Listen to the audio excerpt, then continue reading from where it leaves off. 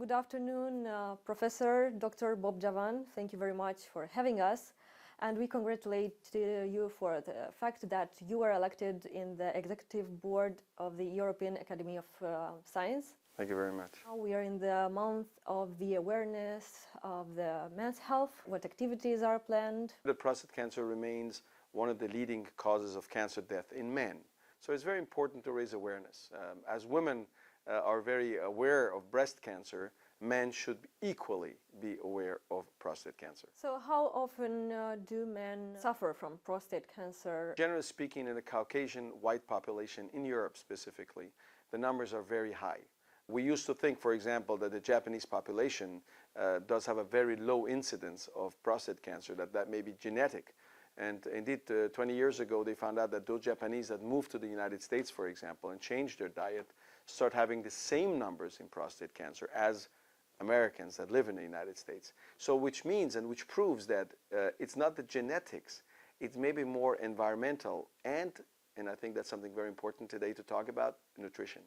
At what age do the symptoms occur? The average age of diagnosis for prostate cancer has gone down. I remember when I was a resident, it was roughly in their 70s, 75, 80s, and now it's in their 40s. So now we have good tools for this. You know, we have the multiparametric MRI, Remene in Romanian, which can identify cancer at early stage. We have markers, blood markers, we have genetic testings, and then, of course, once prostate cancer is identified, we have enough sufficient information to get an idea of the biological behavior of prostate cancer and then treat it adequately. How often should men go to the doctor to do the checkups at an early age? It's important to do outgoing PSA when you're very young, like in your 30s or late 30s. And if your PSA is above 0.6, then you should do regular checkups. Go annually, and or if you have a positive family history. So if you have your brother, your uncle, your father, your cousin who have prostate cancer, your odds ratio of having prostate cancer also is much higher.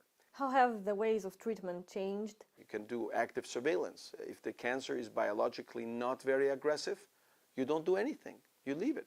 But you know and you do regular checkups. If the cancer is a little bit more aggressive, then you have the options between surgery and radiotherapy. Is the prostate cancer somehow linked to other diseases, other illnesses? We don't know for sure that smoking may be related. We know it's related to bladder cancer and lung cancer, but we don't know for sure if it has a major impact on prostate cancer. We do know that obesity plays a role. Generally, and this is what Men's Health Month is all about, is to make patients aware that you need to be healthy. You need to be just healthy. That means physical activity, sports. That means good nutrition, good food. That means that you should go to checkups every year, at least. When you find these things early, they are an easy target for us surgeons or doctors or oncologists.